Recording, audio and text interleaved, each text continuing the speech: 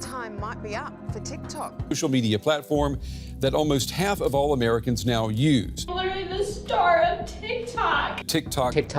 TikTok boasts more than 1 billion monthly users across the globe. Yo, bro, come over here. Check out my new shoes. They're the brand new. My name is Jeff. So here's the thing about me and TikTok. When it first started its meteoric rise to the social media juggernaut it is today, I completely ignored it. I mean, could you blame me? If I came up to you in 2019 and asked if you were using TikTok, chances are you'd say no, unless you were in school or terminally online. With the stigma the platform had of teenagers dancing around and acting like retards that people, myself included, had, do you blame me for waiting so long to check it out? But then, something changed. I am officially declaring a national emergency. Two very big words. Just like that, that small little app a few of your friends talked about is now in the hands of 1 billion people. All across the world, millions of people a day were downloading TikTok and viewing what it had to offer. And oh boy, did it have something to offer. Millions of videos uploaded every day from all across the world, from the expected dancing, cooking videos, story times, even fucking Family Guy compilations, to the more interesting stuff, like schizophrenic SpongeBob, surreal comedy sketches, or even just straight up racist humor. We'll get back to that last part later. But what we will get into now is you subscribing to my channel. Did you know that you subscribing to the channel right now lowers the chances of me coming to your house and doing it for you? Just a thought. Yes, it's true. All that and more is found here on TikTok. But what makes this app so special, you may be asking? Why is this app any different from, let's say, YouTube or Instagram? Well, you see at the top of the screen there, the text that says "for you"? Well, that ain't just for show. TikTok recognizes the videos you like and the ones you skip and tailors your app experience towards you to make sure you're fed content that keeps you scrolling for longer. This isn't just some superficial algorithm we're talking about like with YouTube that pushes the same shorts to everyone. Your experience on TikTok may differ widely depending on what kind of person you are.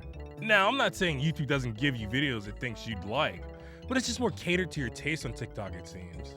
And you know what you get when you combine an app with billions of users and a tailor-made video feed? Instant popularity. You like uploading videos of you dancing? Boom, 150 million followers. Like doing comedy sketches? Take 50 million followers. What about cooking, you may ask? Boom, 2 million followers right there. Remember how I said TikTok has the For You page and how they have over 1 billion active users on the platform?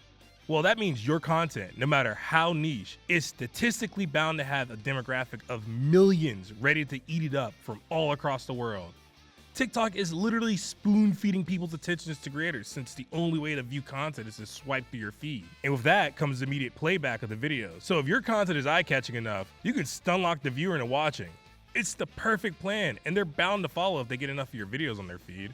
Let me let you in on a little secret. This TikTok stuff, stupidly easy. Anyone can get a massive following if you really wanted to. On top of the fact that TikTok really wants you to go viral with the way their algorithm is set up, people through content evolution have cracked the code for easy, repeatable success on the platform. I'm sure if you've been on TikTok for a while, no matter what your For You page shows you, you've probably either seen a creator do a day challenge or they have a gimmick they do in each of their videos as their content. And for some reason, people just eat this shit up. Seriously. Look at any popular TikToker and see they all have a thing they're known for and then repeat and slightly alter as their content. Case in point, the #1 TikToker right now in terms of followers is, I'm gonna butcher this, KB Lame, with over 160 million followers. And his gimmick is just to do things normally compared to viral videos. There's Peter's Pasta, who's using the day format to donate pasta to shelters in need. Or what about Official Just Joe, with whatever this is. Take a chain, or you think he a trapper, he a stain. One to the head, beam up on his brain, going shot after shot that you don't leave a trace. Like I cannot switch, I'm too stuck in my way for Corona. That's not his hands clapping, by the way.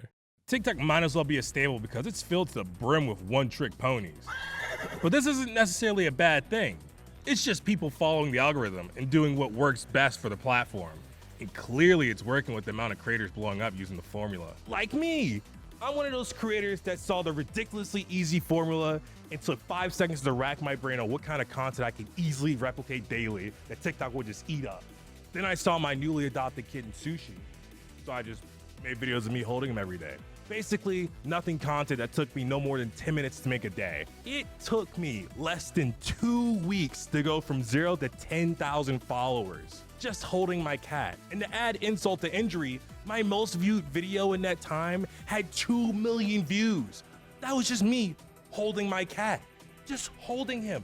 If this doesn't show you that anyone can go viral on TikTok, I don't know what will. As long as you stay committed to the bit and have consistency, anyone can gain a massive following on TikTok. Currently, I sit at over 21,000 followers on TikTok. And the only reason why it's only 21,000 is because I stopped uploading videos. But hey, putting up videos is only half the way you can grow on TikTok. What about live streaming? You know, because when you're swiping on your For You page, you sometimes come across a live stream and go, hey, that's a live stream. What are those about? Okay, let me break it down and explain the general concept of most live streams on TikTok. You know how sometimes a streamer will do a subathon and there will be moments where the clock goes down to 1 minute and everyone waits with bated breath to see if it gets to 0? Well, imagine that's the whole stream. It's edging you on the promise of seeing something mildly interesting. This could be anything from blowing up a balloon, counting to a big number, peeling an eggshell, light goals for the streamer to do a hidden talent. It all revolves around the general idea of FOMO, or fear of missing out. Imagine scrolling on your feed and seeing someone at the brink of putting the last nut on top of a huge pyramid. Your curiosity will of course want to see them finish it, but then you sit there and you wait. You start to realize, hey, this fucker isn't putting that last nut down anytime soon. A lot of streams on TikTok are like that, and it works really well for engagement. It's the same reason those oddly satisfying videos are so popular on YouTube. What I find so interesting about the live streaming ecosystem on TikTok is that there are now streaming channels and groups dedicated to doing content for as long as possible with this engagement farming style. While researching and finding channels for this video, I came across multiple channels that stream from either the same location or owned by the same people. For example, check out this channel, Mr. K. He streams from this outside forest area, but if you look at this channel, Boca Perique, it's the same location.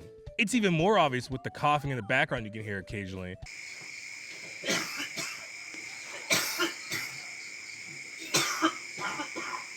Here's another example, Hetzky Skew. With this account, I found at least 3 different streamers over the course of 2 days. Another weird one I found by complete coincidence was this guy. I'm not sure how many accounts he has, but I found him streaming on different accounts days apart with the same gimmick of finding the difference. The first page he had some sort of scam link in the bio, and the second was for a headphone cleaning putty. I mean, it's clearly working for him. While trying to ask some questions for this video, he went from a modest 10 viewers to well over 1,000 in the span of a couple minutes, all while basically just sitting there. It's so interesting how in this new content era on TikTok, people have created businesses to capitalize on the success of engagement farming strategies we see all over TikTok Live. And honestly, power to all these people.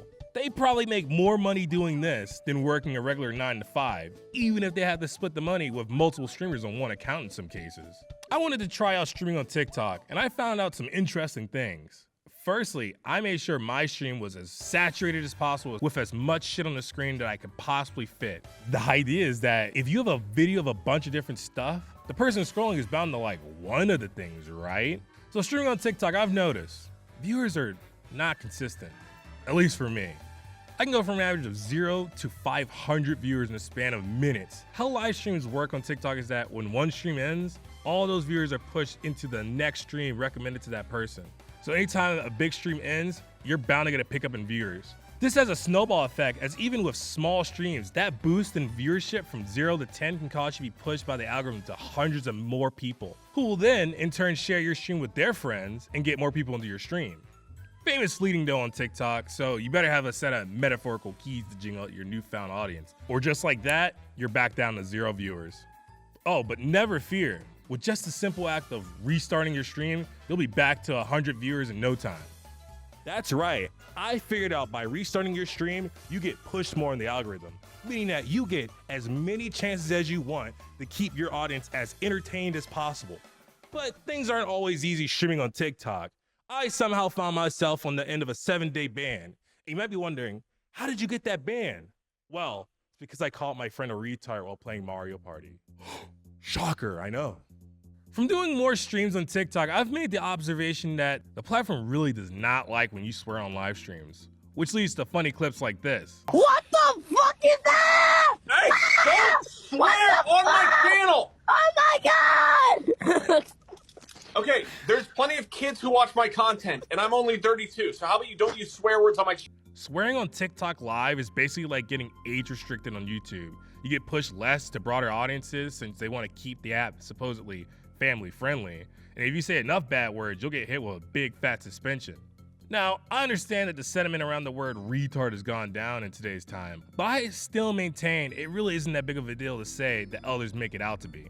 Although, looking back on the reasonings on why it was suspended, the guidelines do state you are supposedly able to say slurs if you are reappropriating, using them to refer to yourself, or not being disparaging.